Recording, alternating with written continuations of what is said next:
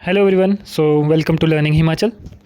Guys, जैसे कि आपको पता है कि रिसेंटली आप न्यूज़ में देख रहे होंगे आजकल कि लगभग हर एक स्टेट में और मैक्सिमम जो है वो आपके हिमाचल और आंध्र प्रदेश और ये जो आपके महाराष्ट्र वाले एरियाज़ हैं, यहाँ पे आप जो रोज़ जो है वो न्यूज़ में सुन रहे होंगे कि बच्चों की जान गई या फिर किसी पर्सन की जान चली गई just after eating the food, या फिर इस तरह से।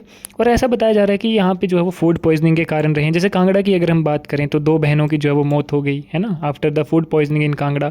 हिमाचल के रानीताल में अगर हम बात करें तो जस्ट खाना खाने के बाद जो पूरे परिवार की हालत बिगड़ गई, जिसमें 2 बेटियों की मौत और जो माँ है वो अस्पताल में भर्ती है। आंध्र प्रदेश में भी सेम न्यूज़ है कि 3 बच्चों की डेथ होगी और 37 बच्चे जो है वो हॉस्पिटलाइज्ड हो गए हैं। तो ये सारी न्यूज़ आजकल आप जो है वो न्यूज़ में देख रहे होंगे। तो आज इस वीडियो में हम इसी का ही जो है वो प्रॉपर XYZ पूरा A to Z जो है वो विश्लेषण करेंगे, आपके साथ जो है वो उसको डिटेल में डिस्कस करेंगे कि क्यों ये ऐसा हो रहा है, इसके पीछे क्या कारण हो सकता है और उस कारण को कैसे जो है वो कम किया जा सकता है। तो गाइज़, जैसे कि देखिए यहाँ पे भी जैसे आपने देखा होगा कि ये ETV भारत की ये जो न्यूज़ है 21 अगस्त की न्यूज़ है ना। और रिसेंटली 2-3 दिन पहले भी जो है वो कांगड़ा में ये हादसा हुआ। तो ये सब चीज़ें जो हैं वो आज मैं आपको बताऊंगा पूरे डिटेल में, जो है वो आपके साथ इसका हम डिटेल न्यूज़ एनालिसिस करेंगे कंप्लीट।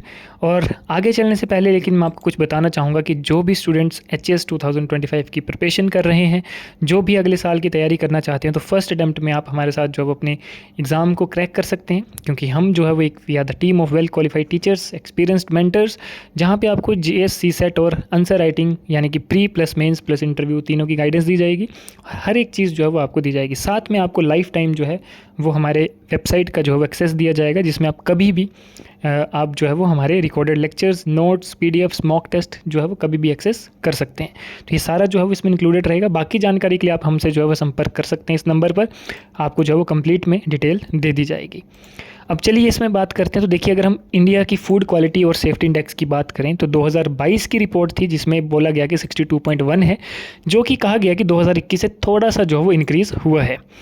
हालांकि अगर हम बात करें तो अप्रैल 2023 में क्या हुआ था कि जो गवर्नमेंट की रिपोर्ट थी, गवर्नमेंट ऑफिशियल्स की जो रिपोर्ट थी, उन्होंने कहा था कि जो फूड सैंपल टेस्ट किए गए हैं they did not meet the country's food safety standards, यानी कि मैक्सिमम जो फूड की क्वालिटीज़ हैं वो कंट्री के फूड सेफ्टी स्टैंडर्ड से मिक्स या मैच नहीं हो रही हैं।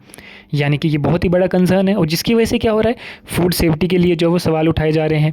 इलनेस आउटब्रेक्स हो रही है, फूड अडल्ट्रेशन जो है वो यहाँ पे देखने को मिल रही है, ठीक है। और कुछ लोगों का कहना है या कुछ जो हमारे एक्सपर्ट्स हैं उनका कहना है कि India needs to focus more on nutrition security, कि फूड सिक्योरिटी से पहले हमें न्यूट्रिशन सिक्योरिटी पे जो है वो फोकस करना है कि क्वालिटी फूड अगर होगा तभी जो है वो हम एक अच्छा इन्वायरमेंट क्रिएट कर सकते हैं, एक अच्छा फूड जो है वो वहाँ से हम प्रोडक्ट निकाल सकते हैं और लोगों को जो है वो दे सकते हैं। जैसे कि जिसमें न्यूट्रिशियस फूड आता है, सैनिटरी एनवायरनमेंट आता है, एडुकेट हेल्थ सर्विसेज जो है वो इसमें आती हैं। इसके अलावा जो भी आपका मिल्क एंड डेयरी प्रोडक्ट है, अदर स्पाइसेस हैं, ठीक है। तो ये सारे जो है वो क्वालिटी इश्यूज़ के अंदर चल रहे हैं, यानी कि इन सब में जो है वो क्वालिटी टेस्ट जब किया गया तो वो अपने स्टैंडर्ड्स को मैच नहीं कर पाए। तो ये बहुत ही बड़ा कंसर्न है हमारे भारत जैसे कंट्री में, जो कि जाना जाता है अपने एग्रीकल्चर से, अपने फूड की जो भी अगर कभी भी किसी देश को ज़रूरत पड़ती है तो भारत सबसे पहले तैयार होता है फूड के लिए, फूड डोनेशन के लिए, ठीक है, या किसी भी चीज़ के लिए। क्योंकि भारत जो है वो एक विश्व प्रधान देश है और यहाँ पे कहा जाता है कि खाने की कमी कभी हुई नहीं और कभी होगी भी नहीं। तो ये जो है, लेकिन कमी तो ठीक है, लेकिन क्या वो जो खाना ऑलरेडी हमें मिल रहा है क्या वो क्वालिटी वाला है या नहीं है। तो इसके पीछे काफ़ी चीज़ें जो है वो निकल के आई हैं और ऐसा कहा गया है कि मेनली इसका कारण जो है वो पेस्टिसाइड्स का यूज़ करना भी है, कि जो एग्रीकल्चर प्रोसेस में पेस्टिसाइड्स, फर्टिलाइज़र्स का यूज़ होता है ये हमारे एनवायरनमेंट को बहुत ही दूषित करता है। और दूसरा, ये फूड को भी जो है वो ख़त्म कर देता है, उसकी क्वालिटी को ख़त्म कर देता है, उसकी जो न्यूट्रिशियस कैपेसिटी है उसको जो है वो बिल्कुल ख़त्म कर देता है। यानी कि जो ये पेस्टिसाइड्स है ये अफेक्ट करता है फूड क्वालिटी। कैसे? अपने टेस्ट में, अरोमा में और न्यूट्रिएंट कंटेंट में, कि यहाँ पे जो है वो बहुत ही ज़्यादा आपको फूड क्वालिटी जो है वो काफ़ी डिग्रेडेशन उसमें आपको देखने को मिलेगा जब हम पेस्टिसाइड्स, फर्टिलाइज़र्स का यूज़ करते हैं। कंटेमिनेशन की अगर हम बात करें तो देखिए, जो पेस्टिसाइड्स होते हैं, ठीक है, फूड कल्टीवेशन प्रोसेस में जो यूज़ किए जाते हैं, ठीक है, तो वो जो है आपके काफ़ी नुकसानदायक होते हैं आपकी फूड ग्रोइंग के लिए, जो आपकी क्रॉप निकलती है उसके लिए, उसकी प्रोडक्शन के लिए। साथ में जो भी आपका मीट, मिल्क एंड फिश है, यहाँ पे भी जो है वो केमिकल्स का यूज़ किया जाता है और जो लोग इनको कंज्यूम करते हैं वो भी, क्योंकि देखिए मिल्क ऐसी चीज़ है जो हर घर में जो है वो रोज़ लोग पीते हैं। मिल्क दूध की चाय पीते हैं या दूध को पीते हैं, तो ये बहुत ही बड़ा एक कंसर्न है। और सबसे ज़्यादा जो मिलावट आपको देखने को मिल रही है वो मिल्क में ही मिल रही है। और उसके बाद जो आपकी फूड्स हैं, जो आपकी क्रॉप्स हैं, उसमें जो आप पेस्टिसाइड्स, उसमें जो केमिकल्स यूज़ किए जा रहे हैं, उनमें आपको देखने को मिल रही है। दूसरा आता है टॉक्सिसिटी, कि जो पेस्टिसाइड्स है that can poison humans through the mouth, skin and breathing, कि ये जो पेस्टिसाइड्स हैं ये पूरे ह्यूमन को और पूरे ह्यूमन स्ट्रक्चर को जो है वो नुकसान पहुंचा सकती है bye their mouth, skin and breathing. तो ये रहा। और दूसरा अगर हम बात करें कि इसको हम किस तरह से जो है वो मतलब कर सकते हैं कंट्रोल, तो देखिए यहाँ पे सबसे अच्छी बात ये होगी कि इस साल गवर्नमेंट ने जो है वो काफ़ी अच्छा प्लान बजट में भी जो है वो इसको ऐड किया गया है। यानी कि देखो 2023 और 24 का जो बजट है, इसमें इंडिया ने अनाउंस किया है कि गवर्नमेंट जो है वो लगभग 100 मिलियन फार्मर्स को हेल्प करेगी from transition to natural farming over the next 3 year, कि अगले 3 साल में जो हमारा फार्मिंग का जो प्रोसीजर होगा वो कम्प्लीटली नेचुरल हो जाएगा। यानी कि पेस्टिसाइड्स और केमिकल फर्टिलाइज़र का यूज़ करने के बजाय हम बायो प्रोडक्ट यूज़ करेंगे, हम जो है वो मैन्योर यूज़ करेंगे, ठीक है, हम गोबर का यूज़ करेंगे या फिर अदर बायो प्रोडक्ट जो होते हैं, जो आपका हम बोल सकते हैं वर्मी कंपोस्ट, कंपोस्टिंग है, ये सब चीज़ें जो है वो यूज़ होंगी अदर देन केमिकल फर्टिलाइज़र। और ये जो है इस साल के बजट में भी इसको ऐड किया गया है। तो बहुत बड़ा इंपॉर्टेंट चीज़ है, आपके एग्ज़ाम के लिए भी बहुत ज़रूरी है। यानी कि जो बजट है इसको अनाउंस किया गया है, इसने कहा है कि national mission on natural farming जो है इसको बजट में ऐड किया गया है, जिसमें लगभग बजट दिया गया है 450 करोड़ का, ठीक है, जो कि इसको जो रिवाइज़ किया गया, ठीक है।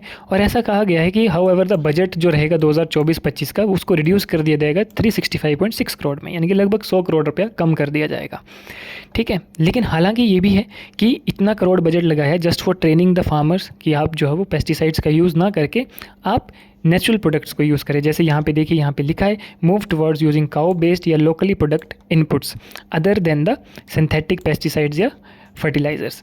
और ये जो गवर्नमेंट ने कहा है ये प्रमोट होगा under the natural farming through the भारतीय प्राकृतिक कृषि पद्धति, यानी कि ये एक स्कीम है इंडिया की, इंडियन गवर्नमेंट की स्कीम है एग्रीकल्चर से रिलेटेड, जिसका नाम है भारतीय प्राकृतिक कृषि पद्धति।